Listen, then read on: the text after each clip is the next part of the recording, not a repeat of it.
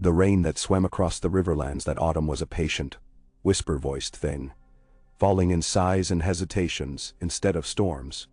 In the hush it left behind, the groves of Fairmarket lay under a pearly mist, trees standing like penitents at prayer, their stripped boughs slick and black against a sky that could not decide between silver and slate. Fires smoldered in damp pits about the groves, smoke dragging low, and in their restless orange hearts men of the Brotherhood without banners tightened bowstrings, greased chainmail hinges, and spoke in murmurs of the judgment they meant to meet before the day's last glow crept from the west. Andy the archer crouched in wet grass at the fringe of the camp, fletching shafts with a care that would have shamed any septon's devotion to scripture. He worked without looking at the long-shadowed form that sat upon a stump 3 paces behind him.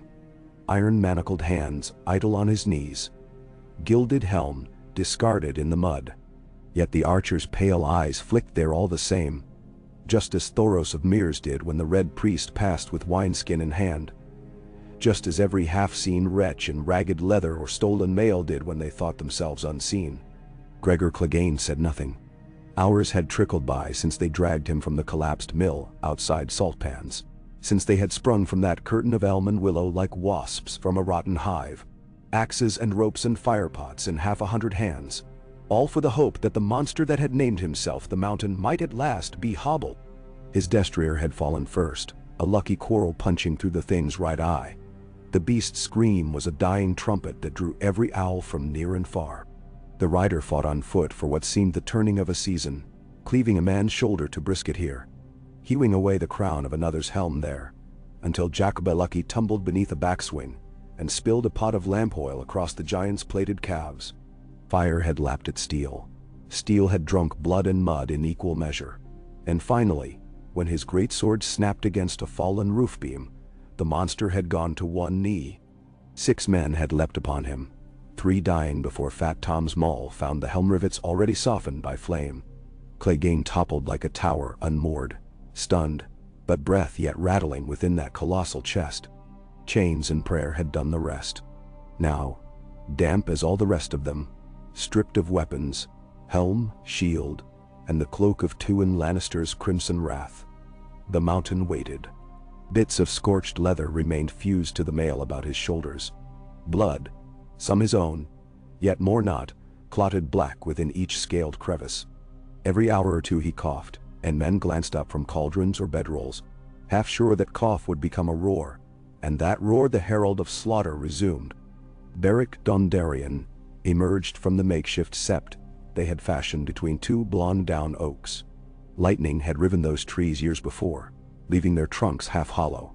Lit by torches wedged into the wounds, the space glimmered a warm amber against the wan daylight. The Lord of Hollow Hill wore his patched surcoat of purple and black, eye patch askew above the vivid slash of an old wound that mapped from temple to jaw.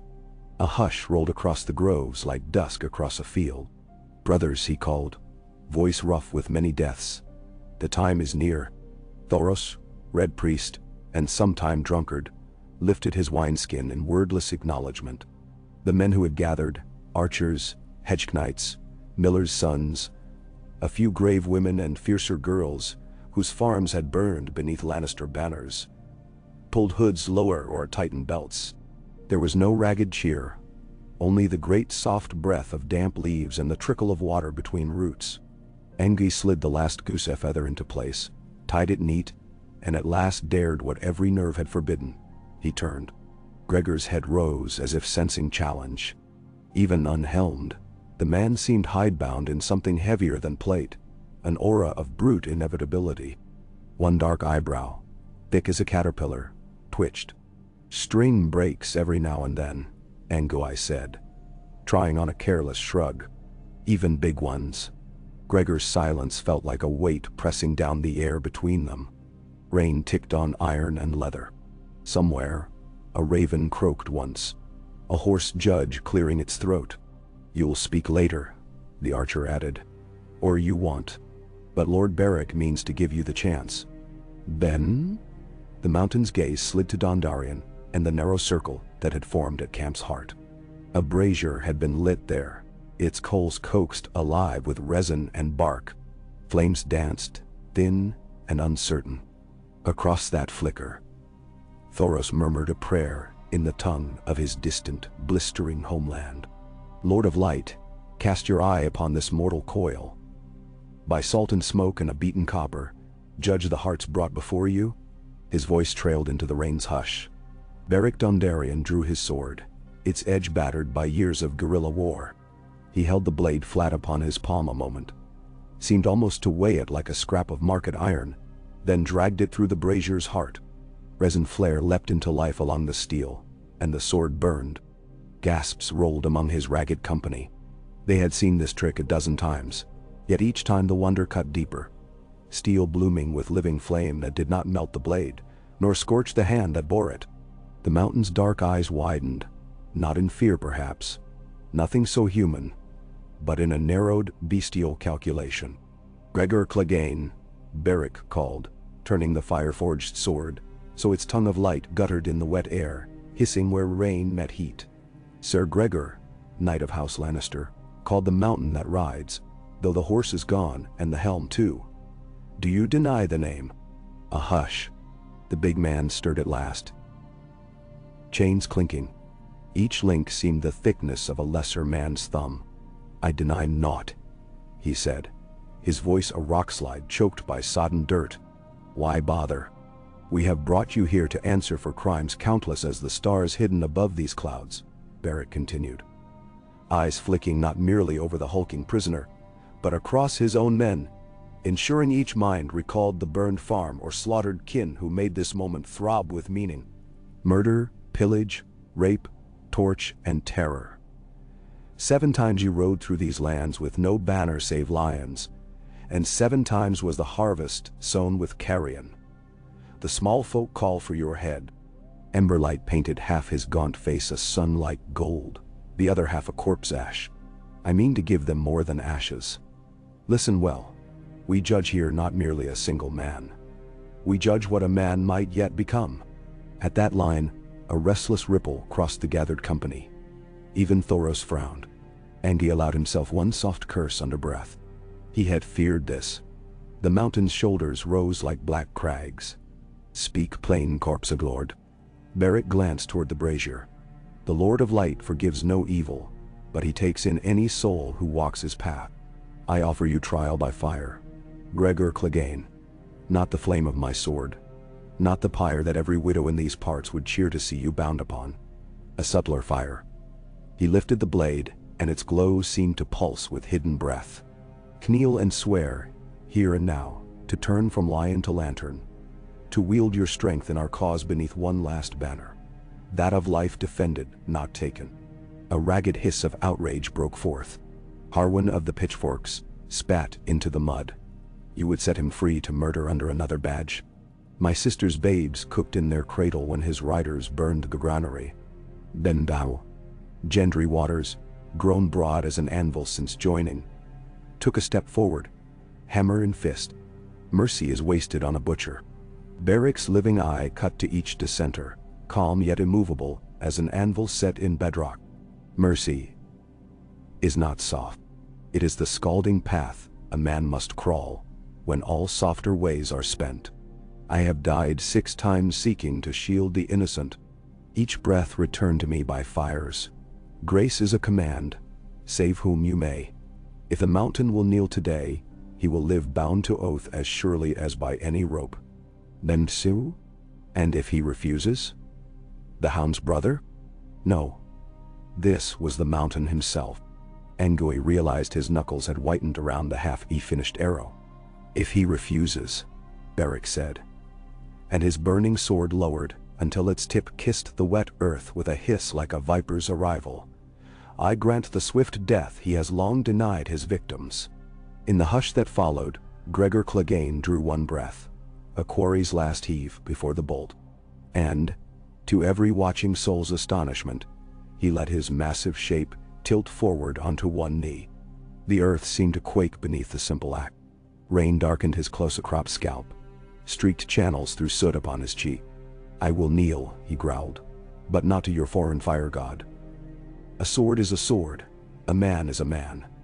My old lord cast me aside when true war was done. I would serve the next cause that feeds me. Murmurs rolled. The man admitted no repentance, only a mercenary hunger. But the kneel was real, chains clinking, head slightly bowed to Beric's flame. Thoros' eyes, bleared by wine and wonder, narrowed. "It is something," he said softly. "Perhaps enough for the Lord to kindle spark in ash long cold." Beric raised the sword until the fire's light gilded Gregor's coarse features. The brute did not flinch.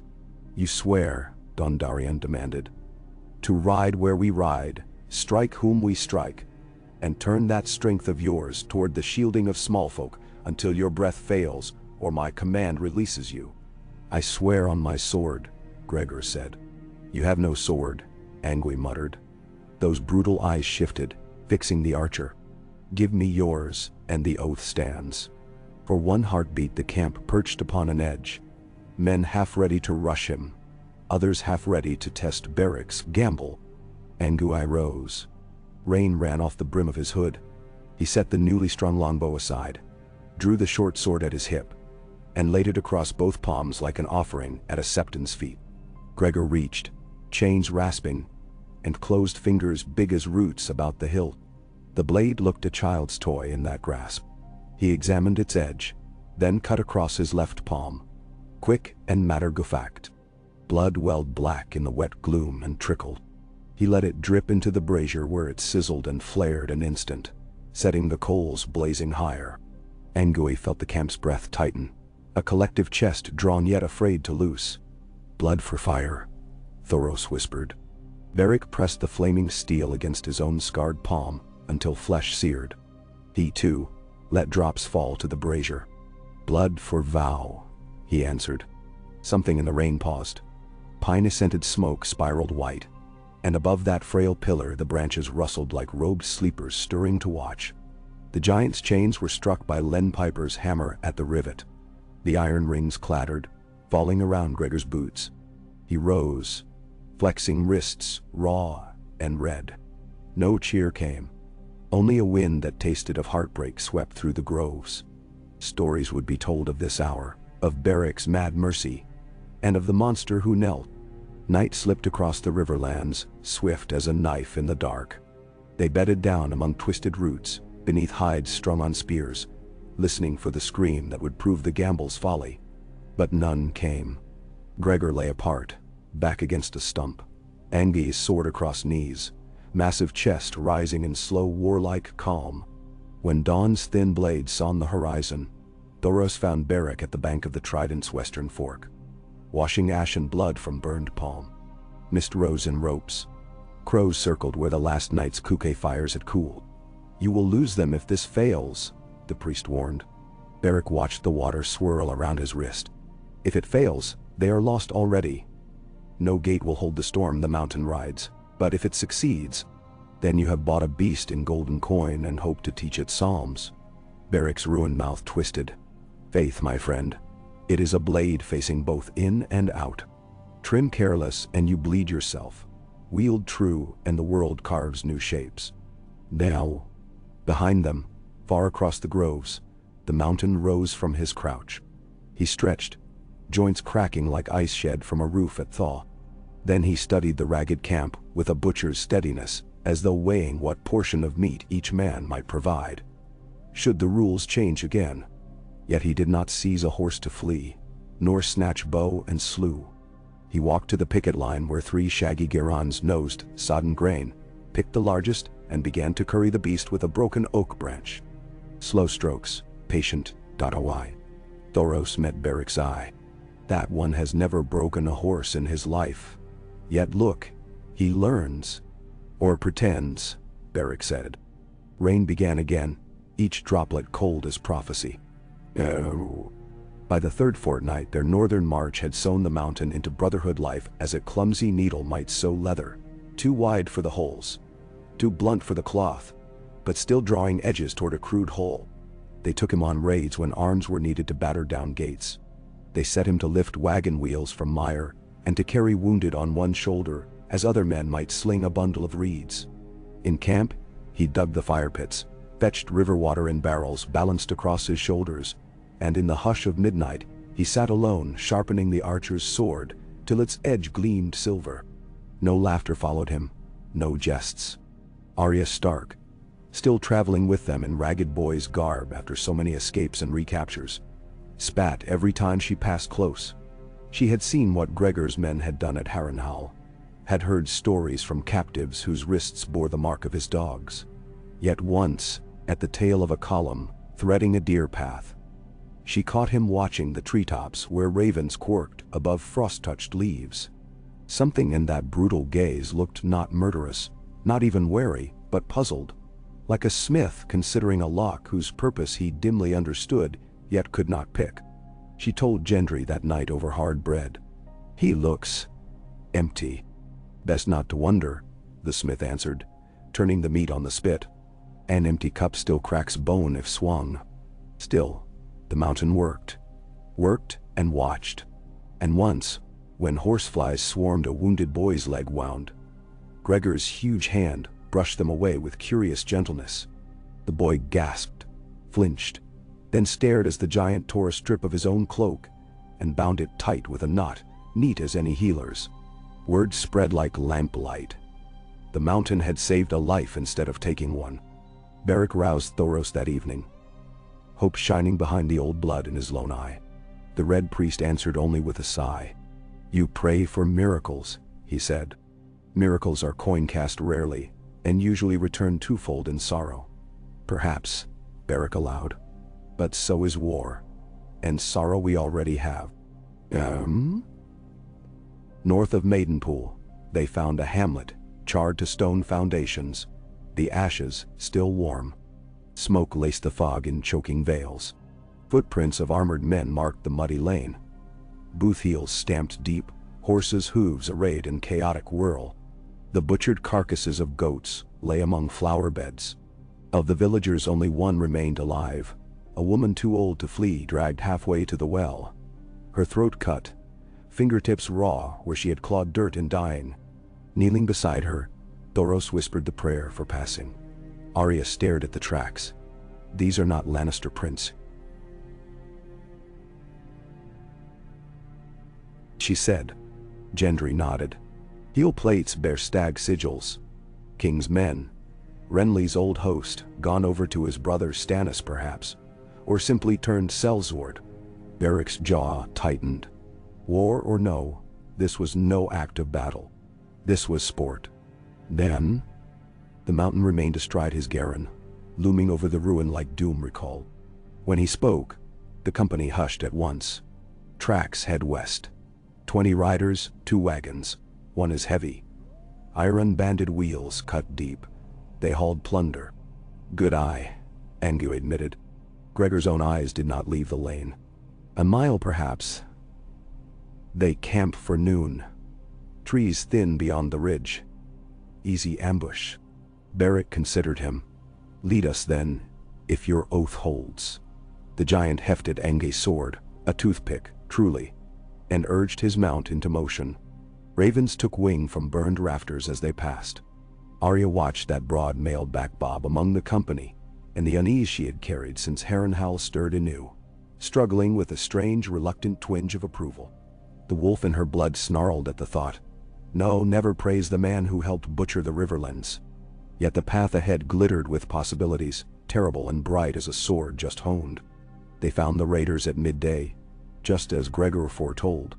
Between a stand of birches, the men sprawled about wagons spilling sacks of barley, casks of cider, and bolts of linen still spattered with soot.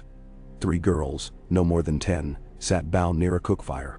One sobbed soundless. Another stared as though her soul had taken flight already. Beric spread his forces in a crescent within the birch fringe. "Loose at my mark," he whispered. The mountain shook his head. "Too far for half your bows. They'll run. And And so, Gregor grunted, swinging from the saddle. "I go first." Before Beric could protest, the giant advanced into the clearing alone. Rain glinted on his mail like dew on midnight ore. He did not shout challenge or brandish blade. He merely stepped into view, and the camp froze. A stag-sigilled sergeant gawped up, spoons of stew still dripping. The girls whimpered. One man grabbed for a horn. Gregor moved like avalanche. 2 strides, sword up, sword down, cleaving horn and wrist together. A scream rent the air. Steel flashed again. Another man fell. Helm split to the teeth. Panic exploded. Arrows thrummed from the birch line now, as Brotherhood archers loosed. But most eyes watched the mountain carve a path through half-trained knights like fire through chaff. He used no shield, let blows glance from mail, broke a man's spine with a boot, ripped another from saddle by the throat. Yet even in this, something had changed. He aimed strikes to kill cleanly, not maim. When one boy of only 15 staggered back, blade lost, Gregor cuffed him with pommel instead of edge, leaving him dazed but living. Soon all fled or lay bloodied. Varric strode into the wreckage, sword aflame, Thoros behind with bandages and prayer. They freed the girls. They broke open the casks for the thirsty. And as the dead were counted and the dying tended, Arya found herself at Gregor's side, staring at the severed hand, still clutching half a horn. "I've heard monster tales of you since Winterfell," she said, voice thin. The mountain wiped sword on a fallen cloak. "Tales are wind. What are you, then?" He looked at her, and for the first time she saw neither malice nor hunger for pain in those eyes. Only a bleak horizon. "I am what war made," he rumbled. "Maybe fire can unmake." Me. News spread swift across river and dale. The mountain that once rode for lions now rode beneath a flaming heart. Some laughed, calling it Mummer's tale. Some prayed that the gods, old or new, might strike such abomination down. Yet others whispered hope, that if even Gregor Clegane could bend toward mercy, perhaps the long night seeping into Westeros need not be endless. Many did not believe until they saw. In a hamlet near Pink Maiden, small folk watched wide-eyed as a man they knew by rumor, helm crowned in spikes like a boar's tusks, hoisted timbers for a new mill, while barefoot children fetched nails in baskets too big for their arms. Women offered honey cakes. The giant shook his head but took a ladle of broth from a widow whose son he himself had once ridden past in smoke and ruin. That widow's hand trembled as she lifted the bowl. Gregor's huge fingers closed about pottery fragile as birdshell. He drank, eyes never leaving hers. She did not speak, could not. Yet when he returned the bowl, she burst into tears, of rage, relief, neither she could tell. Later, under pale moon, the mountain sat alone within half-overbuilt mill walls. Thoros approached, wine in one hand, a small book in the other. "I have found a verse," the priest said, "about coal turned diamond by the world's weight." Gregor's laugh was a gravel scrape. "I am no diamond. We shall see. The forge burns hottest at the end. Then the wash." Silence fell. Wind sighed through rafters. Finally Gregor spoke, voice low. "The fire. When I knelt, I saw something in it. Shapes moving. A woman in shadows, eyes like molten gold." She spoke without sound. Thoros stiffened. "And what did she say?" Gregor's fists tightened on his knees. "Bay what you dread," he quoted. "That is the path." The priest's breath left as mist. A riddle, or a command. Then, maybe both.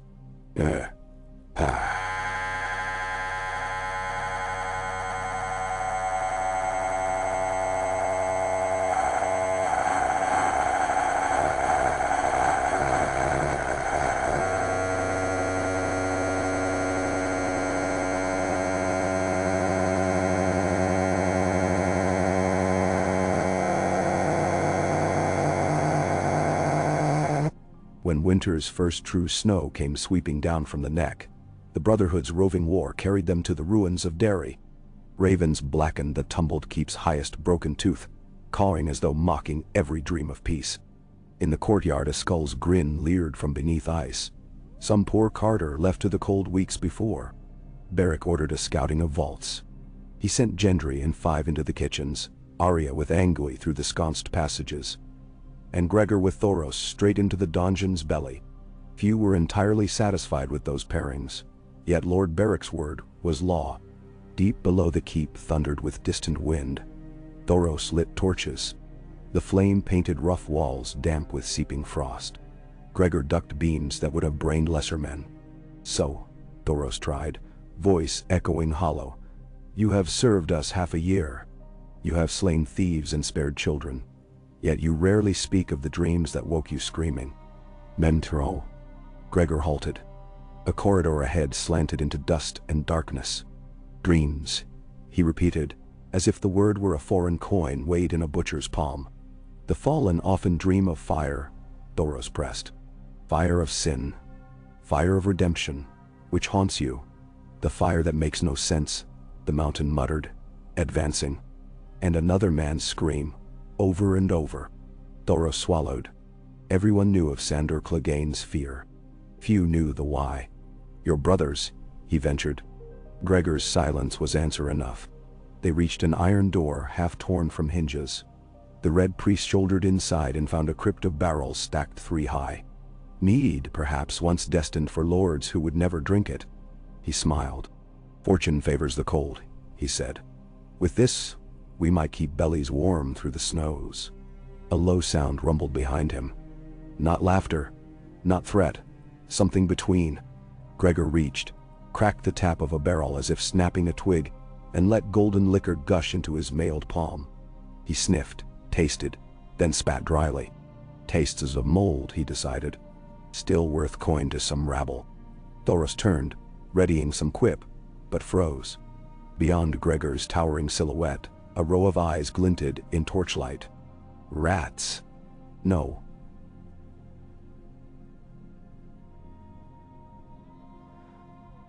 Higher than rats. Men, crouched among shadows. Swords half drawn. 11, maybe 12. "Raiders," Thoros whispered. Gregor's head tilted. The men surged as one. Their charge for the priest, the easy target. The torch flew from Thoros' grasp as he stumbled back. Dark swallowed the vaulted room, but for the ember flicker where the torch rolled. Steel shrieked. Thoros glimpsed Clegane in crimson glimmers. A giant amid gnats, sword-carving arcs that whistled cold air into shrieks of blood. Yet one blade snuck beneath his guard, finding gap at armpit. Another stabbed thigh. Thoros scrambled for his wineskin and flint, but the floor slid slick with ale and gore and too dark blood. He struck spark once, twice. Flame caught oil-damp cloth. The torch flared back alive. In that newborn flare the priest saw Gregor staggering, great sword buried in a corpse. The shaft snapped. 2 raiders clung to his back like children on a bear. Stabbing. He roared, raw, pained, and flung himself against a barrel stack. Wood burst, mead fountained. Raiders slipped, curses scattering. Gregor seized one by ankle, crushed skull against stone. Then Thoros lit the blade of Barrick's gift dagger and hurled it spinning. Fire-kissed gloom. The nearest raider shrieked as flame plunged through mail, flesh, and into heart. Panic broke them. They fled into passages, boots slapping puddled mead. Gregor slid to one knee, gauntlet scarlet. "Leave them," he wheezed when Thoros skidded to his side. "Save blade. It is spent." Thoros pressed linen to gaping mail split. "So, I fear, are you?" The giant's hand clasped wrist with iron. "No." His voice rattled. "I dreamed this. I live. You bleed. Fire heals." And as Thoros gaped, Gregor's free hand reached, seized a torch, and pressed it to his own wound. Flesh sizzled. The smell of cooking meat churned Thoros's gut. Yet he saw with mortal eyes as the bleeding slowed. Flesh blackened and cracked. Shrunk in upon itself, knitting not whole but closed like wax melted and reset. "What sorcery?" the priest breathed. Gregor's grin held more terror than any snarl of old. "Be what you dread," he croaked. "I am dread." Maiden. Snow deepened. Storms howled. When spring at last showed timid bud, the Brotherhood's name had grown beyond rumor into legend told at every hearth. Of the fiery knight who could not die. Of the monstrous lion turned guardian bear of the little wolf girl who walked in shadows beside them. Lannister outriders dared not cross the tumblestone when word came of that company near. At Riverrun's siege lines, Sir Davin Lannister scoffed. Tall tales for small minds, he sneered over wine. Gregor is dead by Dornish spear. Across the fires, Black Walder Frey smirked thin. Or a demon in rags, depending whom you ask. Yet his eyes flicked to the darkness beyond Palisade, as though fearing a shape might coalesce there. Huge and grim. In truth, Gregor Clegane was alive. And each day inside him kindled something neither he nor those around him understood. Mercy did not come easy to a hand that had spent life squeezing the last breath from foes. It came awkward, heavy, cracking ribs of habit each time it rose. But it came. And in that breaking, a new forged thing revealed its glow. When Thoros pressed him at last, in soft thaw, under birch boughs, to speak what flame he saw, Gregor answered thus: I once burned my brother's face, a child's cruelty. I cannot unburn him, but I can burn myself in kinder shape. Fire is pain, fire is gift, I will bear it. That night he sat with Arya by a creek where meltwater sang of distant mountains. The girl tossed pebbles, naming them for those on her list, watching each vanish into dark water. Will I need your name again one day? She asked without looking. Gregor considered the stars struggling beyond clouds. That is for you, he said. And time. Time hates me, she answered. It takes everything slow. Then make it work. He glanced to where Beric's torch flickered far off. Time breaks stone in the end. She eyed him sidelong. You were stone. He rumbled a thoughtful noise. Still am, but rivers carve even mountains. Wind stirred her dark hair. In its whisper, she heard winter wolves, dead and dreaming. Oh. It was in the 7th month of Gregor's oath when war called them south once more, toward the smoking fingers of the black water where new kings rose as quickly as old ones fell. Scouts spoke of golden lions massing with krakens and roses, of fireships cluttering the river mouth, of a dwarf with wildfire in barrels. Beric gathered his captains, Thoros, Angi, Gendry, Arya, and towering behind them all, Gregor. Storms coming, the Lightning Lord said. Eye burning with purpose. The smiths at King's Landing forge only chains for small folk. They will bleed these lands new. We must ride. Gregor's hand tightened on sword. We ride, he intoned. Somewhere deep within that massive breast, the ember flared again. Be what you dread, the fires had told him. Each day he learned to dread his old self anew, and thus, in dread, to shape away from it. Whether the shape would hold, no seer could say. The riverlands ran red with those whose salvation had seemed certain, only to drown in older tides. Yet as the Brotherhood mounted and banners rose, brown-torn linen circled by a heart aflame, men who had lost sons to Gregor's mail now rode beside him. Women who had cursed his name now handed up loaves for the path. On the hill beyond the groves of Fairmarket where it had all begun, a lone raven watched them depart. Wings tucked, yellow eye bright. It croaked once. Harsh, uncertain, then leapt into clouded sky. A black herald to whatever tales the next dawn would demand. Behind, the mountain marched, scarred hands steady on reins, sword at hip like promise newly forged. Ahead lay cities, Sieg, perhaps the pyre that prophecy owed him. But for this breath, this single heartbeat of bruised sky and thaw-scented earth, Gregor Clegane rode not as the butcher his name had sung, nor yet as the saint some would soon proclaim. He rode as a man still burning, ablaze with the question that is older than crowns and colder than graves. Can a soul, once drowned in blood, learn again the rhythm of a kinder heart? The road gave no answer, only a long gray ribbon unrolling toward the firelit south, patient as the years, cruel as the wheel, bright as hope in a world made for breaking.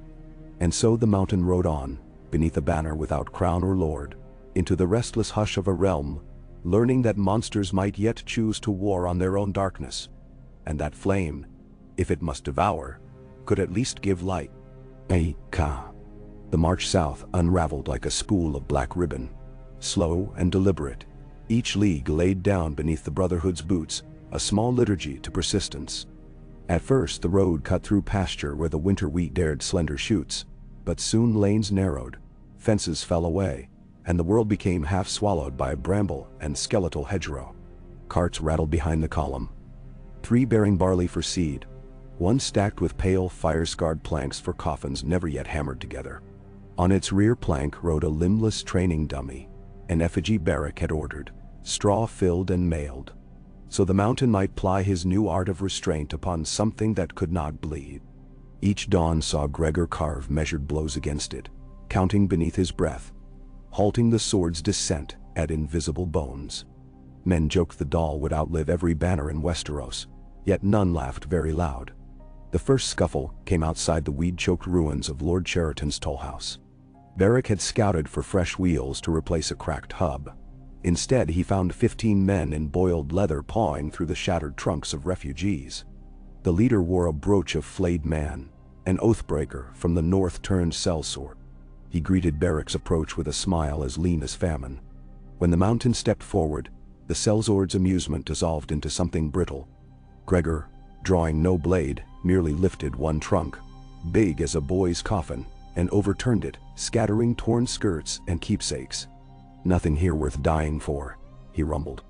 The sellsword agreed in hurried mutters, retreating, leaving behind a single sack of onions. That night, the camp stewed onion broth thick as paste, and Gendry murmured that every root tasted of a war averted. 2 days later, before dawn's color, Thoros found Arya alone, balancing on the beam of an abandoned water wheel that stuck half-frozen in a marsh. Her breath smoked around her like restless ghosts. She flung small stones at unseen targets, calling each one aloud. Ilyn, Cersei, Polliver, Meryn, and Gregor's name was shuttered behind her teeth, half forgiven, half cursed. Thoros said nothing, only watched the stones skip, until she asked if the Lord of Light cared for lists. "The Lord cares for sparks," the priest answered, "and sparks live wherever anger strikes flint." She studied him long, then tossed the last stone without naming it. By the time they reached the Ashford fields, spring had slunk in earnest. Grass glimmered new. The old lists, where once jousters in silk caps had tilted before kings, lay trampled beneath the hooves of armored outriders, bearing the sunburst of House Fossaway. 200 men encamped amidst charred lists' poles, their banners slick with recent rain. Reports claimed they had renounced Tommen's authority when Lord Randall Tarley took Highgarden, choosing coin above cause. Yet they preyed on merchant caravans bound for King's Landing, so Dondarrion declared them enemy enough. A plan formed over coals and wine beneath a tattered canvas. Angie would circle north with archers, Thoros and Gendry east to sever picket lines, while Beric and Gregor led a feint across the open meadow, daring the sunburst knights to careless charge. The morning of the assault dawned brass bright. Fog clung low. Skylarks shot upward in panicked clusters as horns blared from the Brotherhood line. Beric's sword flamed, but at his side, the mountain wielded only a plain ash staff. He had carved it himself in a long silent hour, smoothing knots until his palm trusted it. They advanced at measured, thudding stride. Knights poured from the encampment, their lances jabbing dawn like angry needles. 20 yards from contact, Beric raised his burning sword overhead in signal. Bows thrummed. The lance wall faltered beneath a rain of goose-feather shafts. Gregor surged, staff whipping in circles too quick for a figure his size. He shattered lances like dry reeds, dismounted 2 men with hip throws, then planted the staff butt and vaulted, crashing into a pair of chargers. Both animals went down, riders sprawling. But at the apex of motion, a young knight thrust upward, steel tip catching at Gregor's left pauldron, splitting rings, nicking flesh. Blood spattered in a dark fan. The mountain landed on one knee, staff broken. The knight raised sword for a killing stroke. Angie's arrow found that knight's visor. He toppled twitching. Gregor looked to Beric, silent question drawn in blood. Beric nodded once. The staff remained where it fell. Gregor rose, pulled Mail aside to inspect the trickling wound, then drove a mailed fist into the charging next foe's visor, crushing the wood beneath. But he did not draw steel. When the melee ended, 15 Fossaway men lay wounded, 7 dead, and none bore the hacking mutilations that had once marked the mountain's fury. The Brotherhood lost 3. The price of mercy, Thoros later whispered. Equal to any tithe to God. They claimed the camp's wagons, laden with sacks of barley, and unexpectedly, 2 barrels of Dornish red stolen from a vintner's caravan. Beric allowed 1 barrel tapped. That evening, drink warmed sore muscles, and songs rose crooked through the ash-flaked air. Arya sat cross-legged near the fire, sharpening needle, listening to Gendry retell her part in the skirmish. She had darted through lines, cutting girths, sending horses screaming. Some laughed. One man spat, muttering no battlefield was place for a girl. The mountain, seated beyond the fire glow, merely watched. When the skeptic stumbled away to piss, Gregor followed. Minutes later the man returned pale, eyes wide, and spoke no further complaint of girls or their place. Late, beneath a bleaching moon, Gregor found Thoros pouring libations upon cold embers. "Your light," Gregor said. "Perhaps it finds the shadow in me smaller each day." Thoros eyed him, uncertain whether to speak comfort or caution. He offered the wineskin instead. Gregor declined. "I fear to dull the edge," he admitted. Thoros laughed, said drunkenly the man had once feared nothing, so perhaps fear itself was progress. Gregor tilted head, like an ox listening for the far bell of pasture. Weeks bled into one another, each marked by rumors born on the spring winds. Renly's ghost walking Storm's End ramparts. Euron Greyjoy's fleet black as midnight off the Shield Islands. Tarly's host besieging Bitterbridge. But louder than rumor came pleas. Villagers driven from the Crownlands, tongues thick with tales of Lannister outriders, levying food for Tommen's armies, and burning what they could not carry. Beric charted these stories into the crude map he kept folded in his surcoat. Dots of charcoal marked hurt. Lines of red chalk marked where the Brotherhood might strike. Raids to free grain stores. Ambushes to hamstring supply trains. The Mountain studied each plan without comment, though once, finger poised over a red line near Rosby, he grunted. A minor lordling there bred war horses, armor-trained and keen. "Sever that seed before harvest," he advised. Beric agreed. During the Rosby raid, Gregor was to lead a trio of scouts overnight, slip through the paddocks, and scatter the prize stallions. Angui argued for killing the horses outright. Hoofbeats for Lannister gold deserved no quarter. But Gregor insisted they run free. Beasts bore no blame. Under wan torchlight, they crept through high grass, slipped chains, and snapped fence rails. Horses thundered into the dark, tails streaming comet-long. Yet as dawn leaked, horn calls rang from the keep. Archers spilled across the green, and arrows stitched the air. One shaft buried in the Mountain's calf, another in his shoulder. He did not slow. Angie swore he saw the man snap off the arrow, bite the shaft clear with teeth, laugh a hoarse laugh, then vanish into thorn scrub. Back at camp, Thoros seared wounds with hot blade. Gregor bore it in silent seethe. The priest remarked the flesh clotted quick, as though his blood had learned haste from the fire that once sealed an armpit wound. Gregor muttered something half-remembered from a maester long dead. That iron driven enough times through meat teaches the meat to bend. Thoros countered softly that fire teaches what comes after bending. Soon after, a raven found them. Scruffy bird with wax-bound note tied to leg. Beric read the scrawl, brow furrowing. The note, unsigned, told of a heavy wagon bearing wildfire casks, departing kings landing by night, bound for Stokeworth, where Cersei's plotters meant to trap Stannis scouts. If the Brotherhood could intercept, thousands might be spared a green inferno. Beric trusted little that flew from city corrupt, yet flames of any color demanded attention. They rode under cover of new moon, pacing their mounts so dust rose minimal. At the crossroads north of Sal's Horn they lay in brambles waiting. Stars wheeled. Somewhere an owl called thrice. The prearranged signal from Angui perched in an oak. Far road dust shimmered, torches bobbed like malignant wicks. 6 mounted guards in half-armored helms flanked a stout wagon draped in tarpaulin so thick, fumes wafted rank and oily. Beric motioned. Half circle, ambush.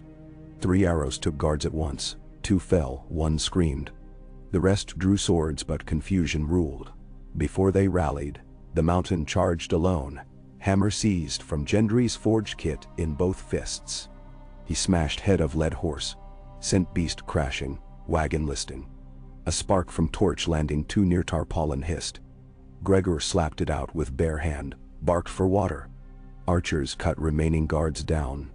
Beric ordered fast hands to douse lanterns, to wet canvas, to haul wildfire casks gently onto grass. Opening 1 revealed green glass vessels nested in straw. 8 in all. Thoros shook his head, too volatile to move far. 1 jolt and half the horizon would sear. Gregor proposed a solution. The old mine tunnels half a mile east, collapsed and sealed these 20 years. Bury the casks deep there under fallen slate, flood the shaft with river water. With daylight, they dragged each vessel on sleds fashioned of door planks. The mountain wading waist deep into river, to lever stones that dammed current, guiding diverted water into mine throat. By mid-afternoon, the shaft roared with echoing torrents, and distant watchers saw green vapors spiral upward before being quenched by the weight of flood. That night Thoros poured a last dipper of river water over coals, murmuring a prayer half to lore, half to whatever gods denied flame its feast. You bury fire, he told Gregor, yet the fire within you burns still. The mountain answered, 1 fire quenched means the next need not burn so hot. Spring's tale turned sultry, and they reached the King's Road where columns of refugees marched starved and barefoot. Among them traveled a tinker's cart adorned with bells. In its bed a limping septon preached forgiveness, repeating a mantra. The crone sees justice in all, even for giants. When Gregor passed, bells jangling, the septon stared open-mouthed. He named the giant demon. Women screamed. The mountain knelt, asked forgiveness with a voice small as fresh broken twigs. The septon answered by striking his forehead with painted icon. Gregor did not flinch. He only rose, bowed, and walked on. The Brotherhood saw, and each man nursed thought. Some called the septon zealot, others nodded grim. They too carried wounds no sorry could salve. One dusk, Beric summoned his captains to a ruined sept outside Sow's Horn. Within lay pews reduced to gray splinters, candles long burned out. On cracked altar stone he unfurled a raven's latest missive. King Tommen dead, slain by dragonfire as Princess Rhaenyra, bastard queen pronounced from Dragonstone, laid claim with 2 beasts hatched from pale eggs. The realm convulsed anew. Armies split. Wildfire stores under the city, rumored spent to no avail. The note begged aid for small folk, trapped between walls of flame and claws of politics. Beric asked his circle, ride for King's Landing, though it be madness, or hold to riverlands where their protection carried weight. Gendry argued the city's doom was a crown's affair. Their duty lay among farms. Anguy countered that dragons care not for banners.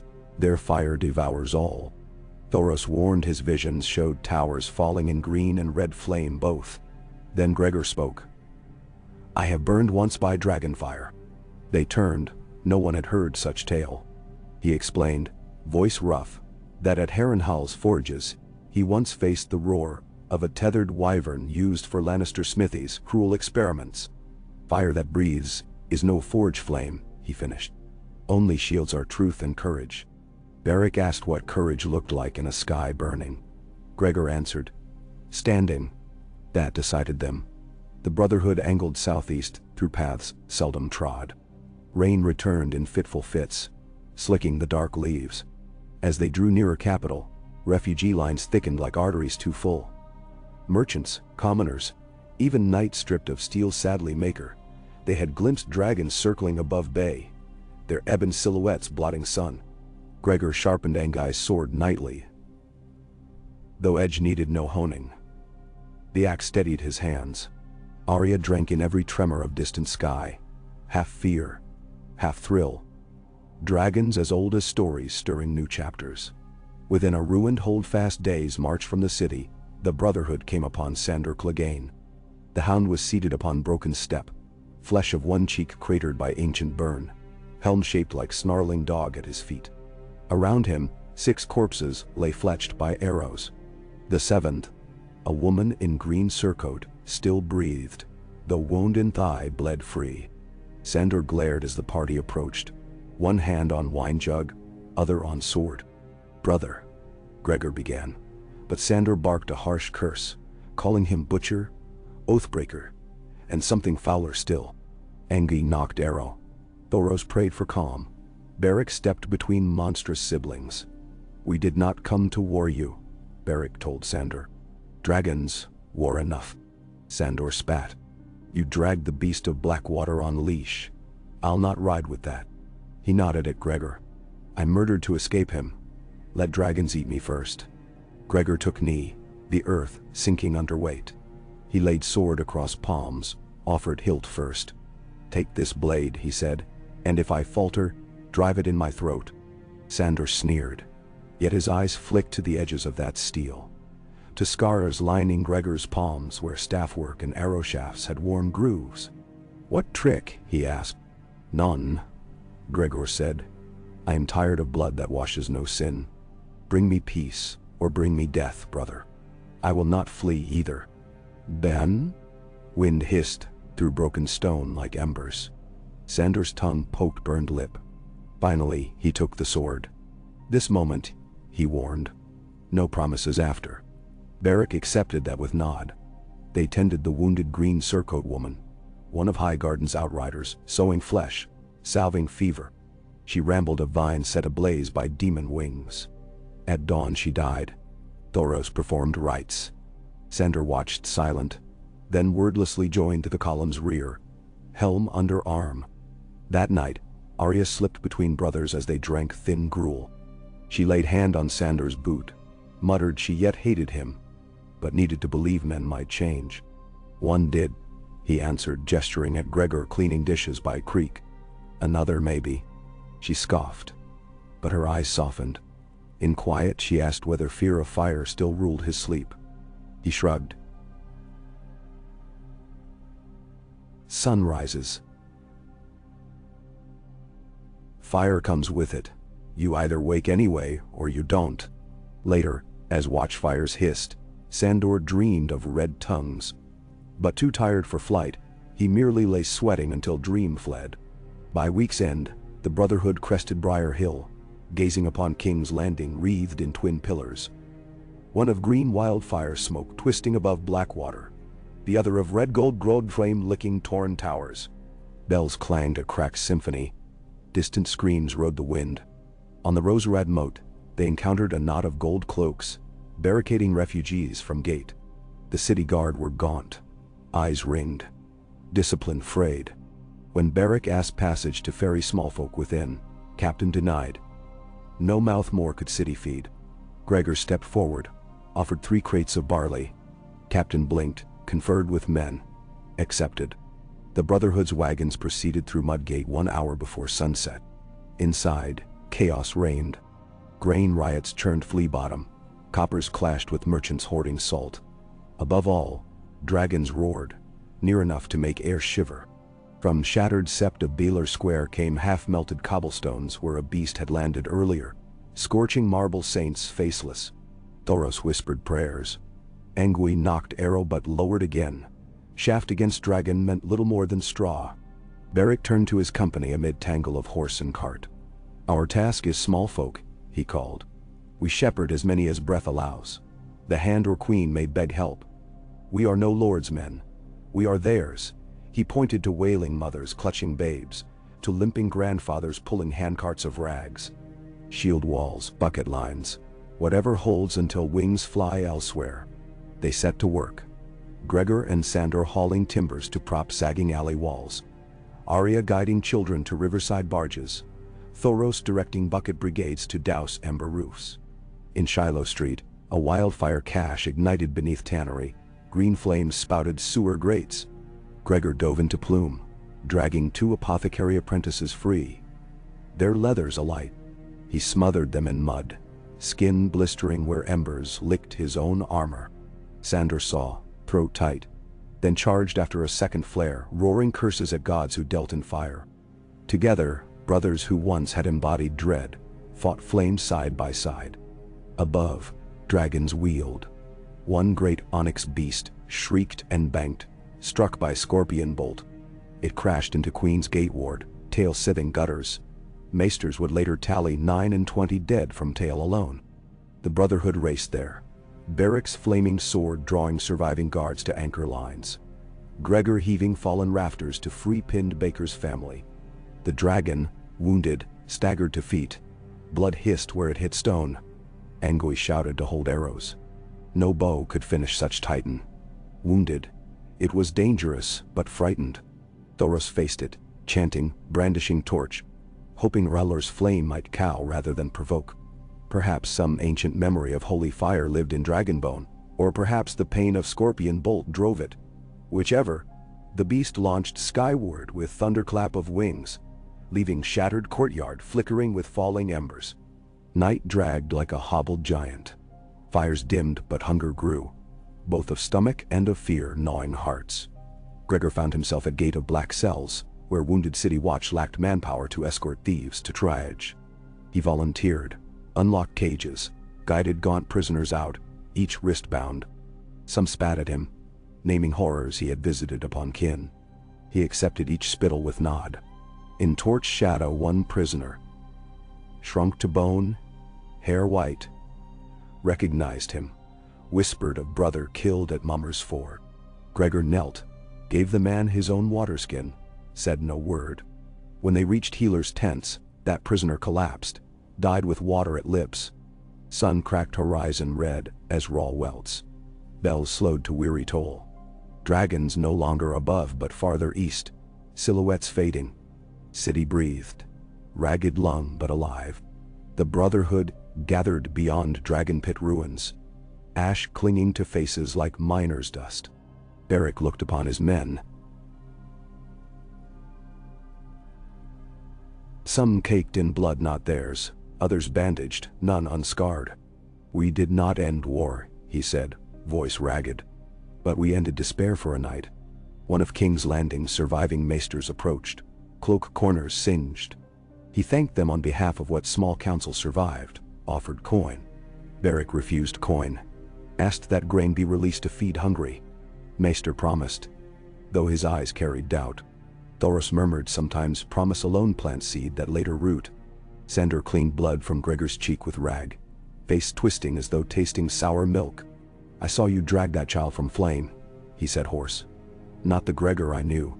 Gregor closed fingers over rag until knuckles cracked. Not the Sandor I burned, he answered.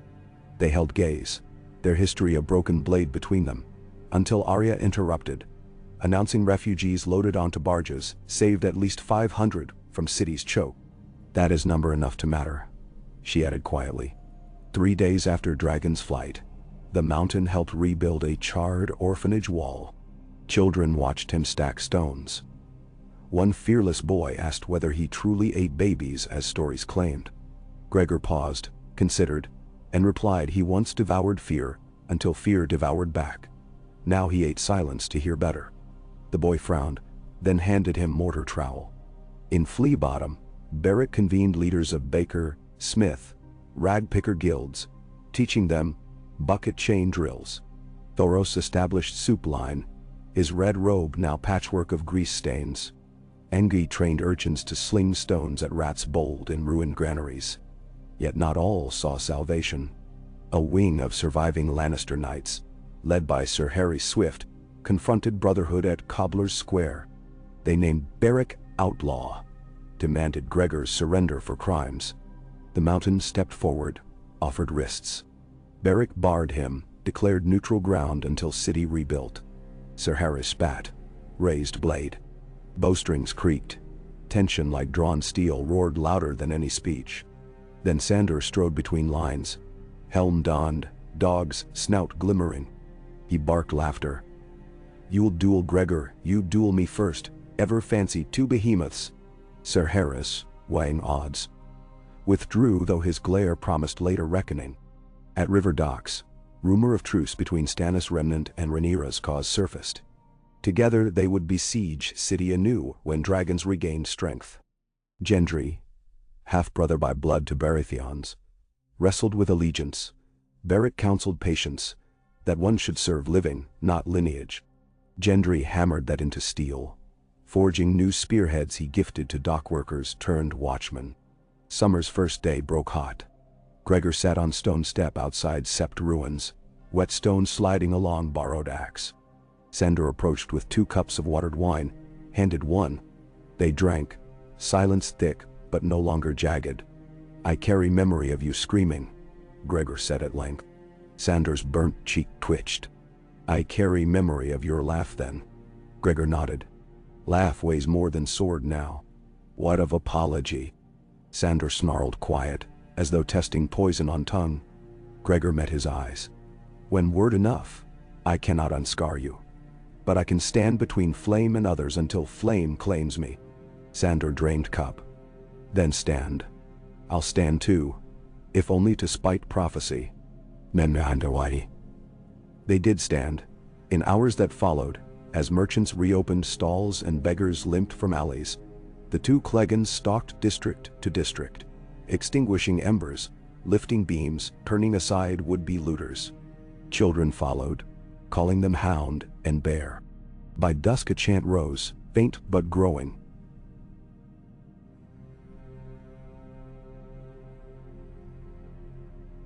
Shield clock they called, a folk name for 2 brothers marking hours by deeds not crimes. That evening, at meeting under the moon between stories, Beric announced intention to depart once city stalls stable. Their mission remained realm's roads. Arya bristled.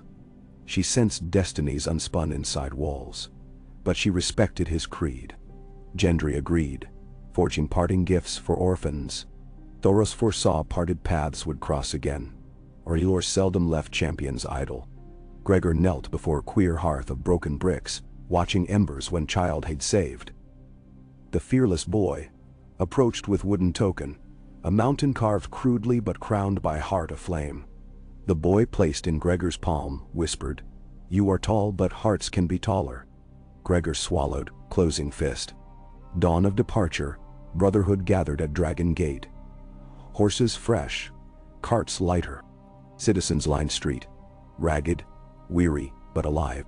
Some bowed heads, others raised clenched fists in salute. Bells rang not in alarm but farewell. Gregor mounted Garin, chainmail patched with scraps of crimson lion cloth turned inside out. Sandor stood beside, helm under arm. "You ride with them?" he asked. "I ride where shield needed," Gregor answered. Sandor grunted. "I ride nowhere. Yet. But if gossip of green flame returns, send crow." They clasped forearms. Not warm, not cold, acknowledgement of road yet ahead. Arya watched, thinking of lists scribbled then half erased. Vengeance like steel, tempered by repeated heat, could bend into unexpected shapes. As gates yawned, Thoros raised torch. Beric's sword kissed flame, catching fire anew, a ribbon of copper light against morning sky. The mountain nudged horse forward, falling in behind banner of heart aflame. Hooves rang on cobbles one last time, then the column tipped into countryside where hawthorn blossomed white. Behind, King's Landing smoldered but breathed. Ahead the King's Road wound under canopies alive with cicada hum. In first meadow beyond sight of walls, Beric called halt, beside a weather-gnarled oak. He dismounted, approached Gregor. "You stepped into a furnace and came out tempered," he said. Gregor eyed far smoke plume. "Steel cools slow," he answered. Beric smiled crooked. "Then we keep you in motion till shape holds." He offered canteen. Gregor drank, tasted river, tasted iron. In distance, a lark sang. They rode. 5 leagues. 10. Sun climbed then, leaned west. At dusk, they camped near ruins of an old watchtower. Arya perched atop crumbling parapet, scanning horizon. Below, Gendry tested new spear points. Angui whittled whistles for children I'd never know. Thoros stoked controlled blaze, shadows dancing like old ghosts, retelling new stories. Gregor sat apart, polishing the wooden token. In its rough carved heart he saw flicker the same ember that haunted his vision when first he knelt in chains. "Be what you dread," the fire had said. Now dread itself looked different. No longer abyss into which he hurled others, but narrow bridge he must walk so others passed behind. Night settled black and velvet. Stars pricked holes in sky, cold lanterns for wanderers. The mountain, once a name spoken to hushed children, lay down with head upon rolled cloak, listening to laughter of men he once hunted. Sleep, when it came, dreamt not of screams but of distant stillness, a field at harvest, grain bending beneath wind, not born of war, but of seasons simply turning. Morning would bring new road, new plea, new weight. Yet within his chest, for the first time in years, heartbeat felt not like drum of assault, but like hammer shaping red-hot metal into tool that might build, not break. And that rhythm, steady, faulted only by memories he carried, told promise. Maybe monsters too could craft their own cages and choose to remain within bars forged of duty, until world no longer needed bars at all. So the mountain slept beneath that idea, and dawn painted him gold, and war waited, and hope sat watch, and the riverlands ahead rustled with rumor that a giant now walked in humble footfalls, leaving behind him not fear but fields unburned, bridges unbroken, and roads where even the smallest feet might tread unafraid.